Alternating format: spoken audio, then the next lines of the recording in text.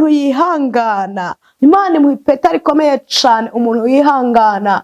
Iryo peta sirindi ni ishumbushanyo y'ivyo wasengeye mu gihe iki canke mu gihe kiriya, mu gihe wibuka canke mu gihe utibuka. Reka dusangire amajambo meza y'Imana yanditse mu gitabo c'Abifilipi igice caho ca 2 umurongo wa 5 uvuga ngo, indanza amajambo ivuga ngo uko Yesu yatubereye akarorero. Umurongo wa 5 uvuga ngo mugire wa mutima muri mwebwe wari muri Kristo Yesu. Amen. Mbega tuvuze umutima wari muri Kristo Yesu, n'umutima uyuhe?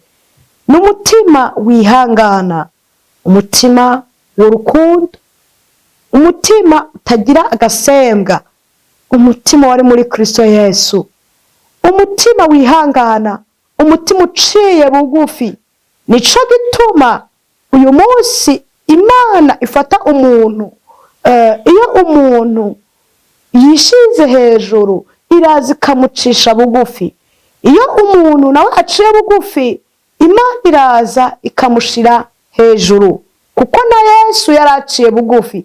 Yesu ntiyari uwo hejuru, ntiyari uwishira hejuru. Oya, Yesu yari uwo hejuru ariko ntiyishira hejuru.